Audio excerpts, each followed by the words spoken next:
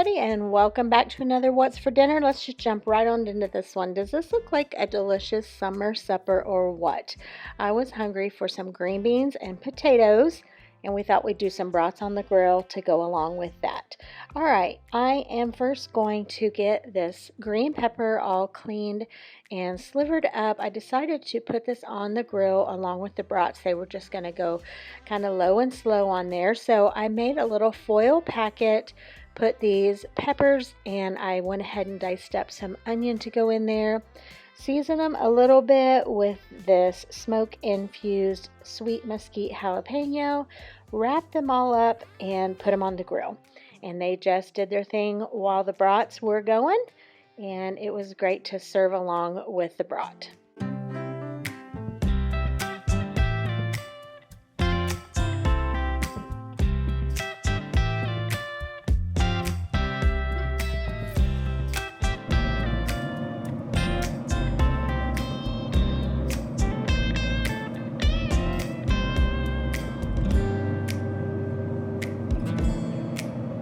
And for the green beans, I'm just using the Margaret Holmes seasoned green beans. I'm adding some garlic powder, a little bit of butter, and I just cubed up some gold potatoes. I'm putting this all in here to boil. It's going to be so delicious. I had some yummy fresh green beans at my sister's house on the 4th of July that her mother-in-law had made, and while I don't have any fresh ones, I just wanted some more green beans and potatoes. Here are the peppers and onions off the grill. Looking so good. The brats were actually, I think, a cheddar cheese brat, and they were really good on the grill. They just kind of, I don't know, just, you know how it is with grill food. It just has a taste all of its own. It was perfect, just what I was wanting. Just served mine with a little bit of mustard on the top, some fresh sliced tomatoes on the side, and this was just a delicious summer supper.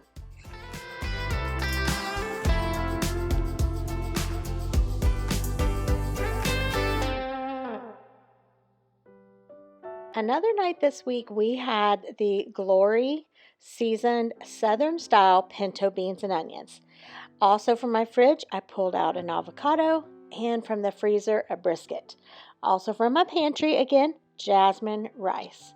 These are the ingredients that's going to pull together this meal, which was so delicious. I mean, really, really good.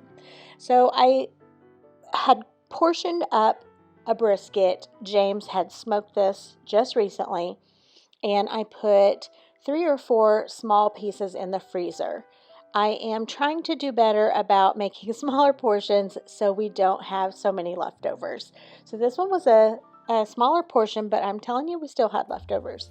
But I just took this out of the freezer and let it thaw, and look, it's got the yummy smoke ring there on it. This brisket was so good when James made it, and it was delicious. Now it's a little bit blurry there. The camera wasn't focused like it should have, but still so good. And all I had to do is thaw that out. I cut it into slices, you saw, and then now I'm cutting it into pieces. And I'm just going to saute this up. I'm really not even going to put much seasoning on it. I can't remember. I don't even think I put any because it's already very well seasoned from when it was smoked.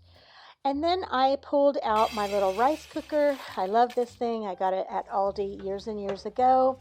And I am going to do the jasmine rice in the rice cooker. And that's going to be the base for this meal. So put the lid on, press down to cook, and this thing will be done in no time, cooking up perfectly delicious rice. Here I am just warming this up kind of slow. I just want to get it warmed through.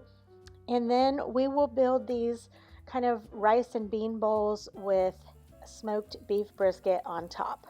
The only thing about my rice cooker, it cooks kind of at the end before the button is off. It kind of is starting to stick at the bottom already. I've learned that through the years. So I just kind of watch it close when I know the time is about up, unplug it, and then by the time I get some seasoning in there and put the lid back on, everything that's on the bottom comes up just fine. It's not actually burnt, it just starts to stick to the bottom from the heat. So I went in here with jalapeno salt, some fresh lime, and a little bit of pepper, and you can see it's already coming loose off the bottom.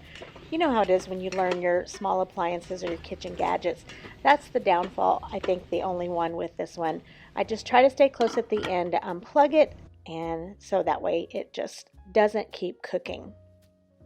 About the beans, they were so good. For a canned pinto bean, delicious. So we just layered on the rice, the beans, put the meat on the top, that brisket, it just got crispy and perfect.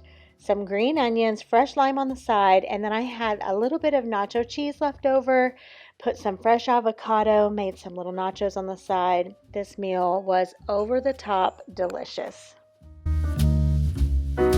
On this evening, I had been at the fair all day with a couple of our grandsons and my daughter-in-law Abigail, so I wanted something real easy. This was what we had instead of me going through the drive-thru and bringing something home. And that is the great thing about some of these type of meals to keep in your freezer, your pantry. You can pull it out and make it real quick and without a lot of effort, and it saves you from going out to eat or bringing home drive-thru. All right, this rice, pour it in the pan, cook it up. That's about how easy that is. The spring rolls I did in the air fryer. You could, of course, do them in the oven if you don't have an air fryer. And while I was getting our dinner ready, that was so strenuous, James had unboxed this wonderful new gadget of his. We got this big espresso machine as part of an anniversary prize. We just celebrated our 32nd wedding anniversary, and James has had an espresso machine, 2 of them actually, and he loves them so much. So this is kind of an upgrade. He's going to take his smaller one to his office, so he's having fun learning that. All right, here it is all plated up. Like I said, delicious. It's great to keep these items in the freezer when you need them. And this orange chicken, you just cook it according to the bag directions or in the air fryer is what I do. And it just tastes like you have takeout, but you made it right at home. So this was perfect for tonight. Well, this night we had soup and sandwiches. This is the sandwich portion. I'm going to show you that in a minute. And I decided I was going to make some goulash.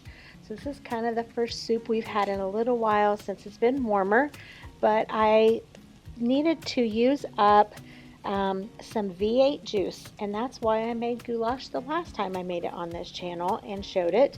I had some V8 juice that I needed to use, and I know that that's perfect in goulash.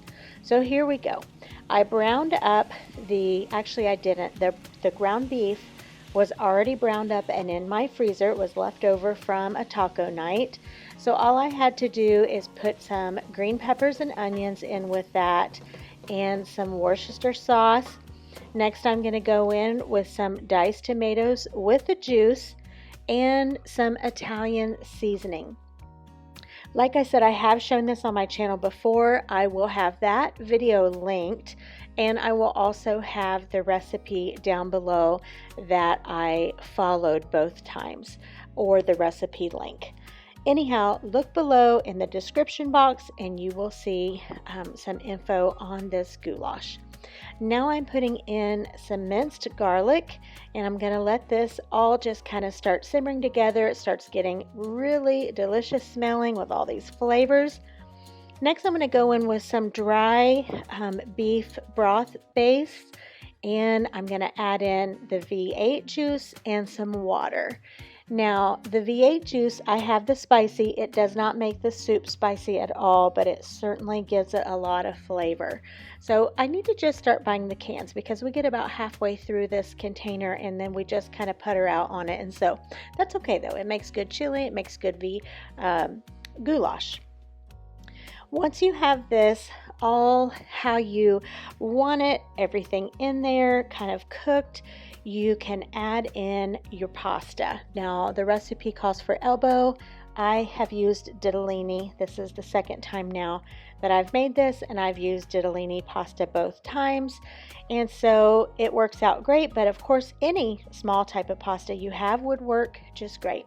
So I just simmer this together here on the stove, and right before it's time to serve, you add in 1 cup of shredded cheese. I had a Colby Jack that I had shredded up, and put that in, and it just gets so creamy and kind of thickens it up a little bit.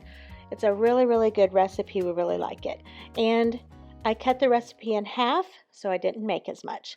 Next, I am making turkey club sandwiches to go along with this for our soup and sandwich night. So I just toasted up 6 pieces of bread, and I'm going in with some mayonnaise on all the pieces. I am going to add deli sliced turkey, lettuce. I'm going to add tomato, bacon. I did my bacon in the air fryer. This was so good. James said he's not a big fan of turkey lunch meat, by the way. He said this sandwich is one of the best we've had in a while. He said I could eat this a lot more often. So I was glad to hear that. I love club sandwiches. I order them out every now and then because I just really like them. And I don't make them real often at home. All right, onion. I love onion. And it just was so good. So smushing it down here, and then I'm going to cut it up. And then I remembered I had the little toothpicks.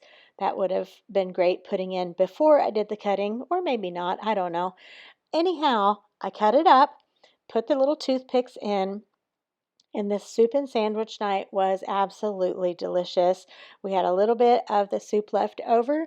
James had for lunch, and I had for lunch the next day and finished that off. It was really, really good. Just kind of makes me think about fall being right around the corner. And y'all know we love bacon around here, and we love breakfast for dinner. This was actually James' request. He said, can we have bacon and eggs for dinner one night? Absolutely. We can have bacon and eggs and toast. That's what we had, and it hit the spot. I sure do thank y'all for watching. I hope you found some inspiration by these dinners that I've showed you that we had recently. Give this video a big thumbs up if you did. Subscribe if you've not. And I'll see you next week, good Lord willing, and the creek don't rise. Bye, everybody.